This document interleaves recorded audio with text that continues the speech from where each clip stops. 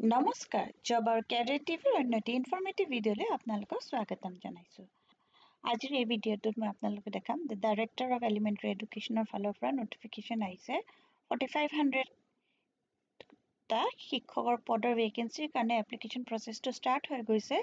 আপোনালোক যদি এলিজিবল আৰু ইণ্টাৰেষ্টেড হয় এপ্লাই কৰি দিব পাৰিব সকলো ডিটেইলছ মই আপোনালোকক দেখাই যাম আপোনালোকে স্কিপ নকৰাকৈ ভিডিঅ'টো শেষলৈকে চাই যাব এতিয়া আহকচোন আমি পোষ্টৰ বিষয়ে এপ্লাই কৰি দিব পাৰিব সকলো ডিটেইলছ মই আপোনালোকক দেখাই যাম আপোনালোকে ইয়াতে লোৱাৰ প্ৰাইমাৰীৰ কাৰণে 2900 টা পোষ্ট আছে আৰু আপাৰ প্ৰাইমাৰীৰ কাৰণে আছে 1600 post pay scale 14000 over 70000 plus থাকিব grade pay and other allowances as admissible under the rules ইয়াতে যোনটো eligibility হয় TET eligibility criteria for LP UP teachers ইয়াতে যোনটো eligibility criteria বিচাৰিছে assistant teacher LP ৰ কাৰণে অনলাইন এপ্লিকেশ্যন আপোনালোকে দিব লাগিব লোৱাৰ প্ৰাইমাৰী আৰু ইয়াতে হাই সেকেন্ডাৰী পাস বিচাৰিছে মানে 12 pass with at least 50% marks লাগিব তাৰ পিছতে 2 বছৰ ডিপ্লোমা বিচাৰিছে ইন এলিমেন্টাৰী এডুকেশ্যন আৰু Assam TET or CTET for lower primaries এটো আপোনালোকে কোৱালিফাইড হ'ব লাগিব তাৰ পিছত আপাৰ প্ৰাইমাৰীৰ কাৰণে অনলাইন এপ্লিকেশ্যন বিচাৰিছে আৰু এইগিটা ফলোইং ক্ৰাইটেৰিয়া দিছে হাই সেকেন্ডাৰী বা সিনিয়ৰ সেকেন্ডাৰী অৰ ইকুইভ্যালেন্ট হ'ব লাগিব লগতে গ্ৰেজুৱেট কৈছে from a UGC recognized university 2 বছৰৰ ডিপ্লোমা বিচাৰিছে in elementary education or bachelors of education or bachelors of elementary education তাৰপিছত Assam TET or CTET for upper primary এইটো আপোনালোকে qualified হ'ব লাগিব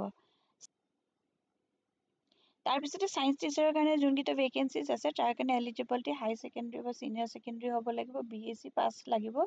2 বছৰ ডিপ্লোমা বিচাৰিছে elementary education BA Bachelors of Education or Bachelors of Elementary Education Assam TET বা Central TET হ'ব লাগিব for upper primary school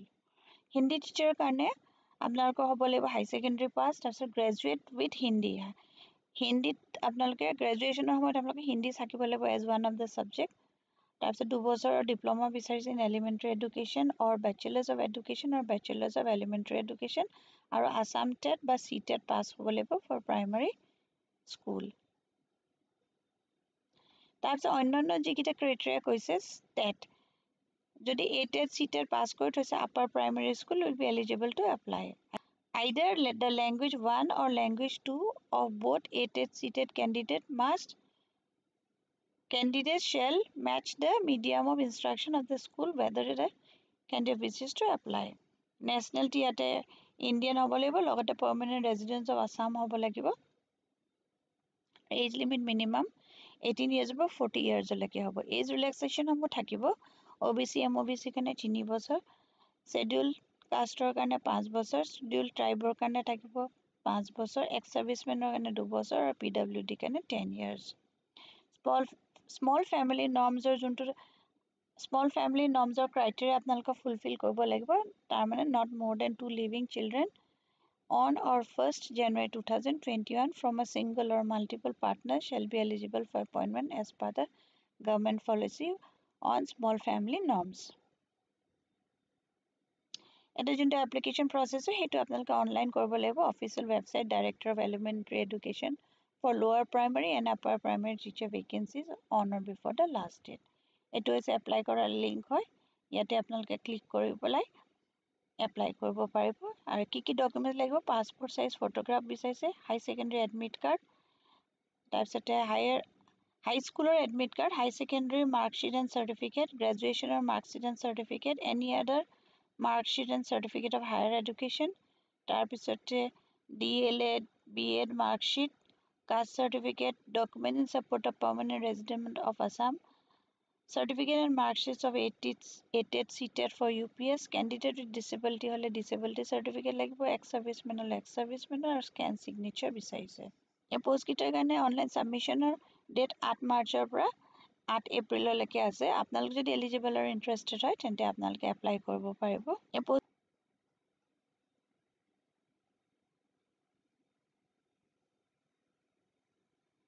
এইটো হৈছে এখন হৈছে অফিচিয়েল ৱেবছাইটখন আৰু এইটো হৈছে এপ্লাই লিংক হয় ইয়াতে গৈ পেলাই আপোনালোকে লগ ইন কৰিব যদি আপোনালোকে অলৰেডি ৰেজিষ্টাৰ্ড আছে ইয়াতে গৈ পেলাই আপোনালোকে লগইন বাটনটোত ক্লিক কৰি পেলাই লগইন কৰি পেলাই apply online for new registered আৰু login for registered applicant only তাৰমানে অলৰেডি যদি ৰেজিষ্টাৰ্ড আছে এইখিনিত আপোনালোকে লগইন কৰিব আৰু নতুন হ'লে ইয়াতে প্ৰথমতে আপোনালোকে নিউ ৰেজিষ্ট্ৰেশ্যন কৰিব লাগিব এইটো হেল্প ডেস্কৰ ডিটেইলছ দিয়া আছে কিবা অসুবিধা হ'লে আপোনালোকে এইখিনিত ফোন কৰি পেলাই এইকেইটা ফোন নম্বৰ আৰু ইমেইল এড্ৰেছ দিয়া আছে হেল্প ডেস্কৰ যদি কিবা অসুবিধা হয় তেতিয়াহ'লে আপোনালোকে ইয়াত কণ্টেক্ট কৰিব পাৰিব এইখন হৈছে অফিচিয়েল নটিফিকেশ্যনখন এইখন আগতে আহিছিলে আৰু ইনিচিয়েলি এইটো যোনটো এপ্লিকেশ্যন প্ৰচেছটো সেইটো 15 ফেব্ৰুৱাৰীৰ পৰা ষ্টাৰ্ট হোৱাৰ কথা আছিলে 31 মাৰ্চলৈকে কিন্তু কিবা টেকনিকেল প্ৰব্লেমৰ কাৰণে অনলাইন এপ্লিকেশ্যন প্ৰচেছটো ষ্টাৰ্ট হোৱা নাছিলে এতিয়া ফাইনেলি আকৌ এখন নটিচ আহিছিলে যে 8 তাৰিখৰ পৰা হ'ব বুলি আকৌ ফাইনেলি আৰু এখন নটিচ আহিছিলে 3 মাৰ্চৰ পৰা হ'ব কিন্তু 3 মাৰ্চৰ পৰা হোৱা নাছিলে কিন্তু ফাইনেলি এতিয়া 8 তাৰিখৰ পৰাই প্ৰচেছটো ষ্টাৰ্ট হৈছে এইখন যোনখন অফিচিয়েল ৱেবছাইট হয় ইয়াতে দিয়া আছে অনলাইন ৰেজিষ্ট্ৰেশ্যন ষ্টাৰ্টছ ফ্ৰম লোৱাৰ প্ৰাইমাৰী আপাৰ প্ৰাইমাৰী কাৰণে 8 তাৰিখৰ পৰা ষ্টাৰ্ট হৈছে আৰু এণ্ড হ'ব 8 এপ্ৰিলত তাতে গৈ পেলাই অনলাইন এপ্লিকেশ্যন প্ৰচেছটো কৰিব পাৰিব আৰু তাৰ আগতে আপোনালোকে এই এডভাৰটাইজমেণ্টটো এবাৰ পঢ়ি ল'ব ডিটেইলছখিনি সকলোখিনি ইয়াতে মেনশ্যন কৰা আছে যোনখিনি মই অলৰেডি কৈছোঁৱেই এইখন যোনখন এডভাৰটাইজমেণ্ট হয়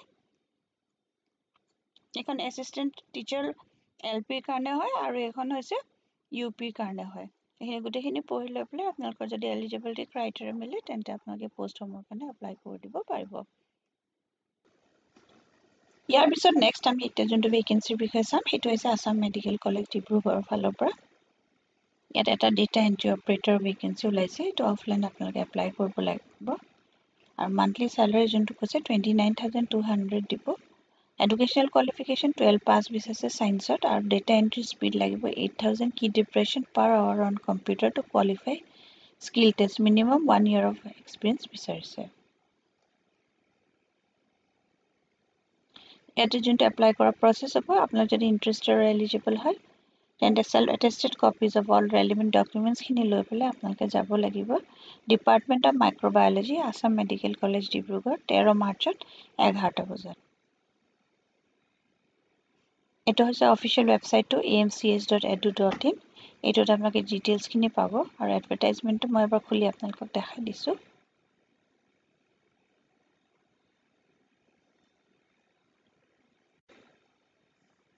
এইখন 6 মাৰ্চত ওলাইছিলে ইয়াতে কৈছোঁ ৱৰ্ক ইন ইণ্টাৰভিউৰ কাৰণে বিচাৰিছে advance microbiology diagnostic and research centre এইটো ডিপাৰ্টমেণ্ট অফ মাইক্ৰ'বায়'লজি ইয়াতে ডেটা এণ্ট্ৰি অপাৰেটৰ এইখিনি দিছে ডিটেইলছ কোৱালিফিকেশ্যনখিনি আৰু চেলাৰী এজ লিমিট 30 years কৈছে 11টা বজাৰ ভিতৰত ইণ্টাৰভিউ কাৰণে যাব লাগিব ডিপাৰ্টমেণ্ট অফ মাইক্ৰ'বায়'লজি AMCH ডিব্ৰুগড় এখন সৰু নটিফিকেশ্যন এখন হয় আপোনালোকৰ যদি এলিজিবিলিটি মিলে তেন্তে আপোনালোকে এই পষ্টকেইটাৰ কাৰণে এপ্লাই কৰি দিব পাৰিব এইটো ভিডিঅ'ত মই জনাবলগীয়া ইমানেই আছিলে যদি আপোনালোকে ভিডিঅ'টো চাই ভাল পালে তেন্তে লাইক এটা কৰি দিব আৰু এতিয়ালৈকে যদি চেনেলটো ছাবস্ক্ৰাইব কৰা নাই ছাবস্ক্ৰাইব কৰি ল'ব আকৌ এটা নতুন ভিডিঅ' লৈ লগ পাম ধন্যবাদ